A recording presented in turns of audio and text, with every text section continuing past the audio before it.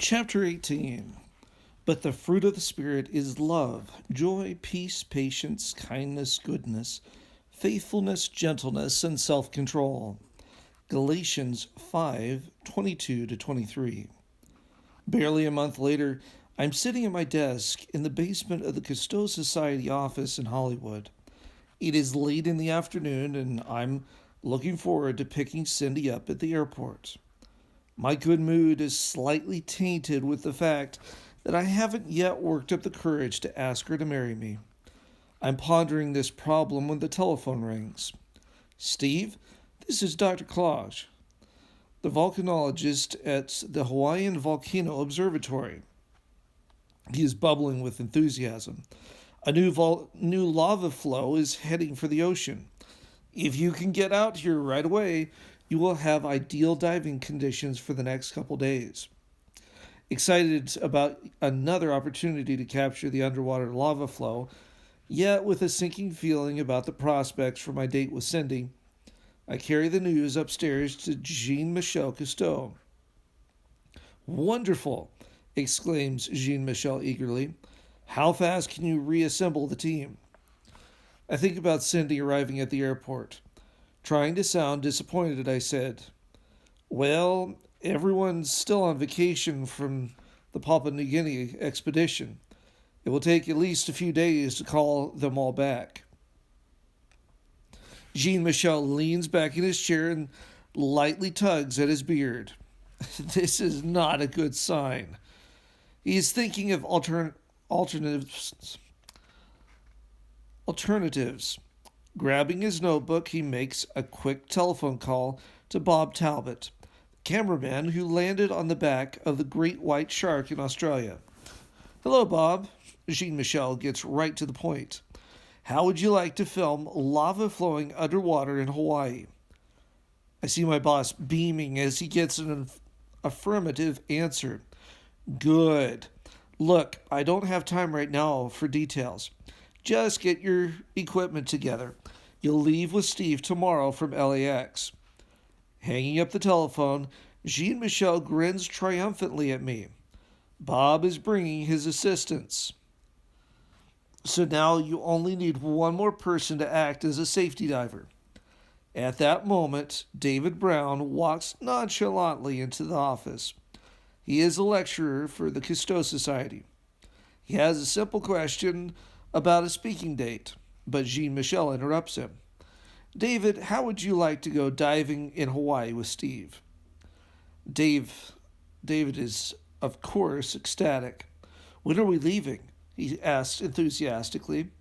Tomorrow, answers Jean Michel as he picks up the telephone again. Already moving on to other problems. Steve will give you the details. As I head unhappily for the door, I try my last hope for my evaporating date with Cindy. Jean Michel, I say weakly, Cindy's arriving tonight.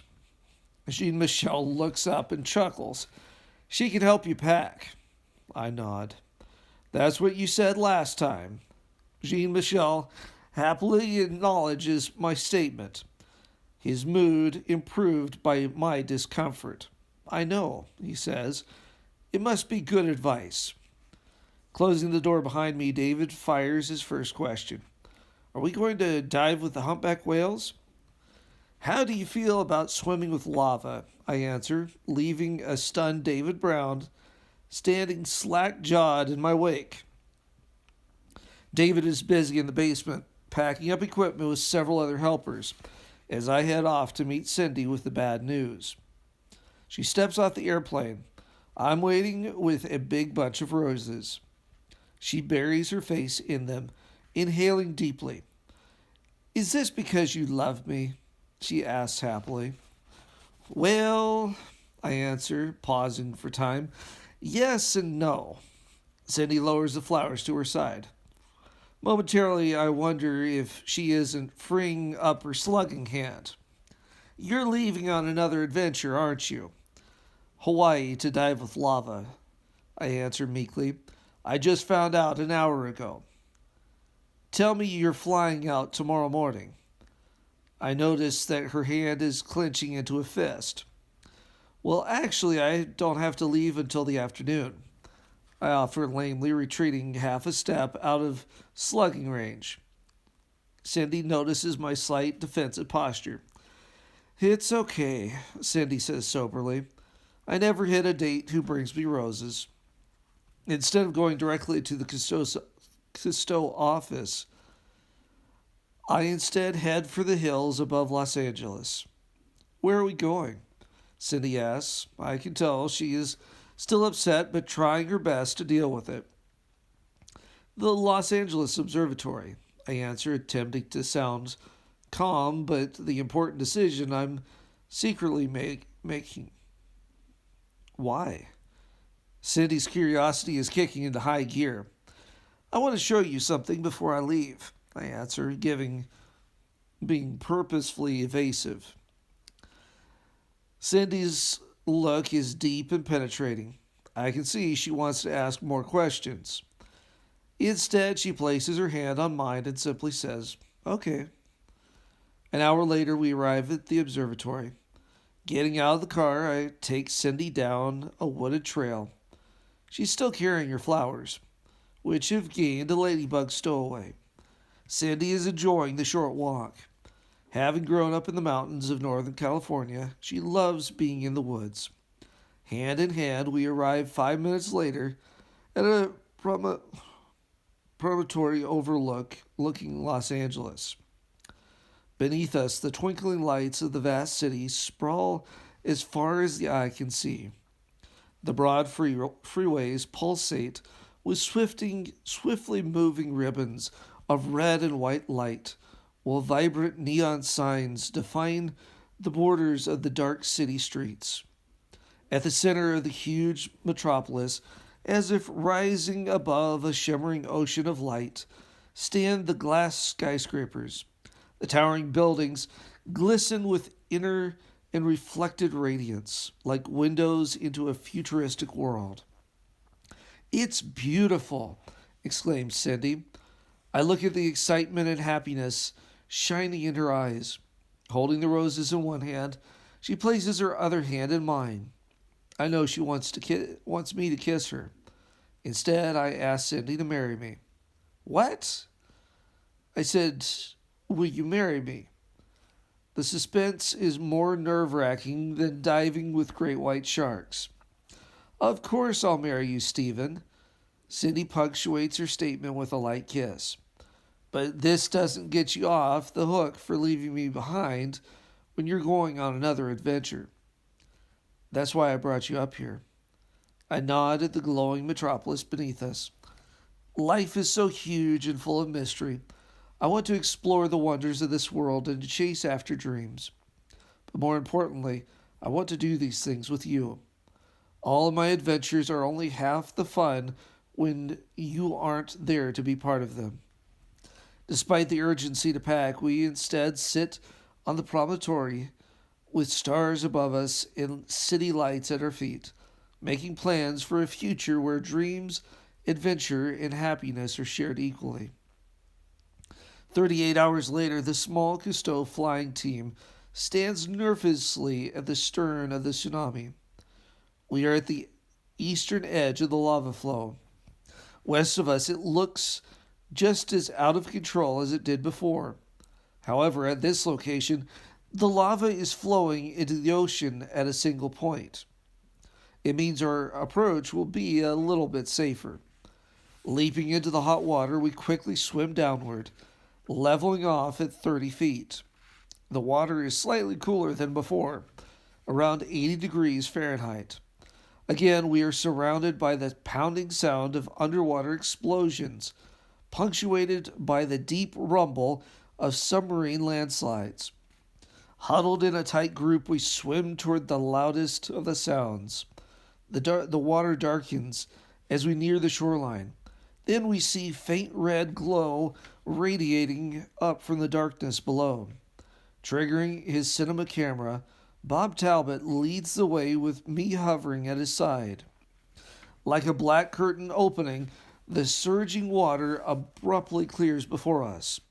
revealing a thick lava tube weaving its way down the steep shelf like a giant angry red worm. While Bob films, intently focused on the slow moving lava in front of him, I watch other lava worms weaving their way towards us. Gently taking Bob's elbow, I squeeze a warning when he gets too close. Reacting instantly, Bob shifts the camera lens to capture the tube as it drops over the shelf, slowly spilling tons of molten rock. 20 minutes later, when the camera empties, we beat a hasty retreat to the tsunami. Heading back to the boat launch, everyone is in high spirits. Our excitement lasts all the way back to the hotel until Bob opens the underwater cinema camera and instead of film, discovers confetti. The complex threading system inside the high-speed 35mm camera slipped a cog. Instead, the edged gears chewed all our prize footage to shreds. The following morning, we prepared to jump into the frothy water from the stern of the tsunami. Staring at the shoreline, I see that the lava flow has increased dramatically. What was a stream of flowing lava yesterday is now a river of cascading molten rock. It is pouring into the water in a broad, fiery sheet. A liquid avalanche of flowing stone.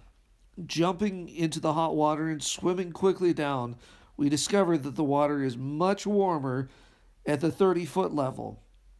Determined to recapture the lost footage, we swim vigorously toward the shoreline. The bombardment of underwater sound and shock waves intensifies. When we see the steep slope of the bottom through black clouds of swirling debris, I turn and signal Bob's assistant and David Brown to maintain a position well above us. Splitting the team into two buddy pairs gives us a safety backup should anything go wrong. Swimming in toward the steep, rocky shelf, we film unstable lava rubble. Smoking lava boulders tumble down the 45-degree incline of the shelf.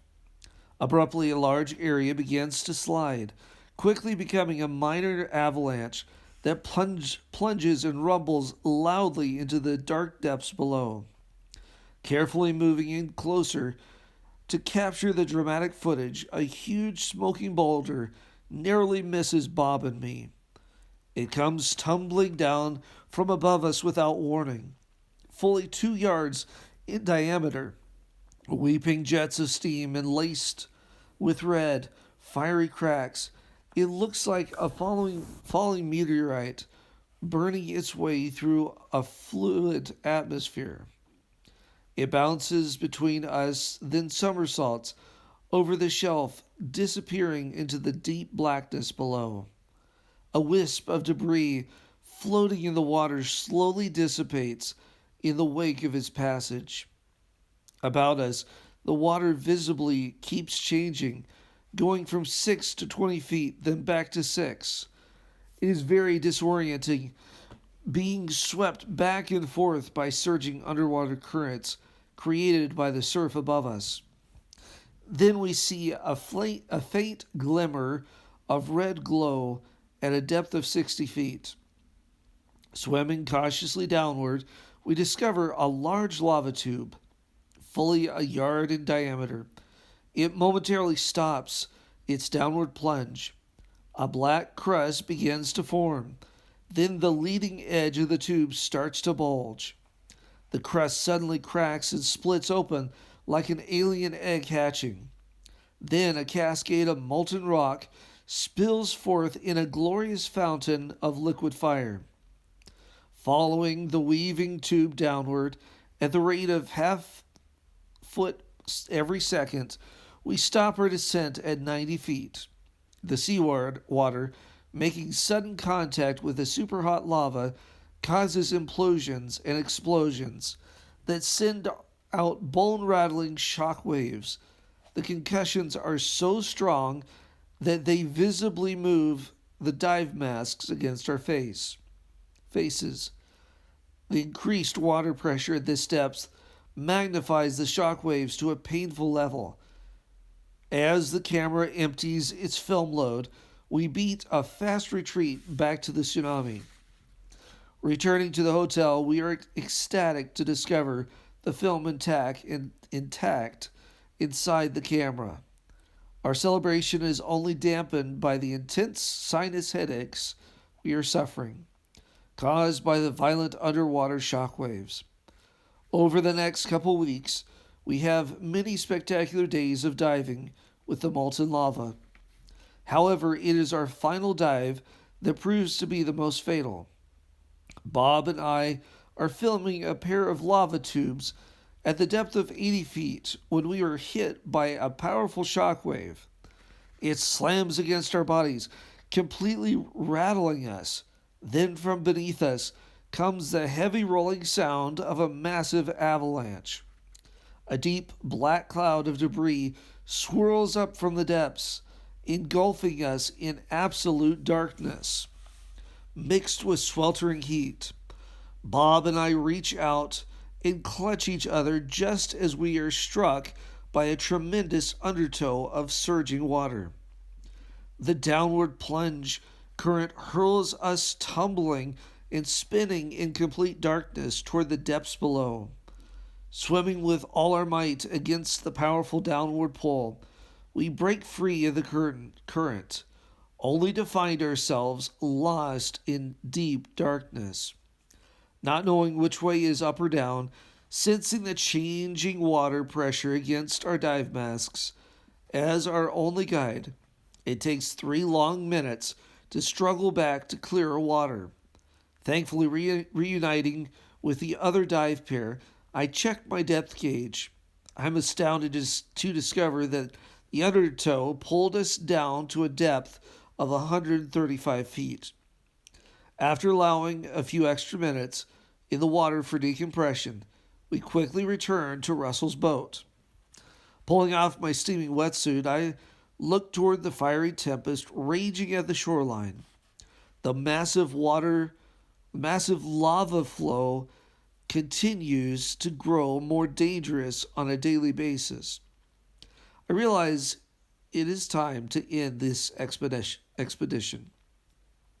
With thoughts of Cindy filling my mind, I turn to the divers and thankfully say, "Pack up, we're going home." There's no greater challenge than to surpass yourself.